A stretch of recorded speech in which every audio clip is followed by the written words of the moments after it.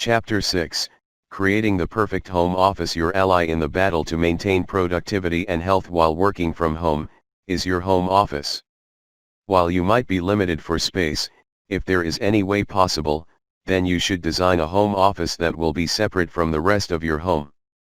This is important, because it will allow you to step in and out of your work mode. The worst thing you can do, is to work in the room you sleep in.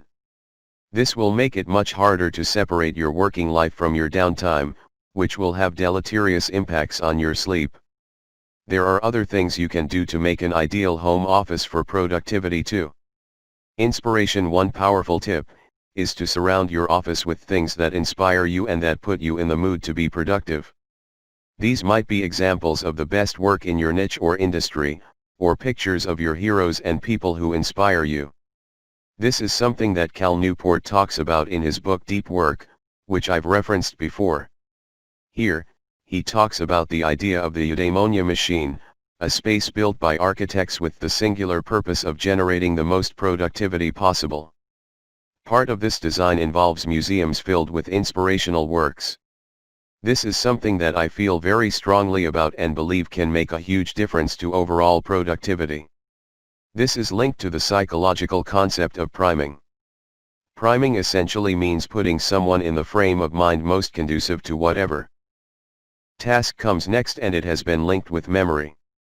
So for instance, if you want to prime someone to give positive responses to a question, you might spend 20 minutes complimenting them and giving them chocolate to put them in a good mood. If you want to influence someone's answers to an ink blot test, you might put them in a room with lots of fruit. This room is supposed to have the same effect, but instead it will put you in the mood to get productive work done. Organization. One of the most important things to do if you want to make your office as productive as possible, is to keep it organized and tidy. Your office space is an outward reflection of your mental state, and if it becomes disorganized and untidy, it will make it harder for you to focus on work.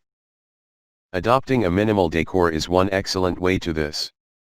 The fewer items you have, the less dusting and organization there is to do.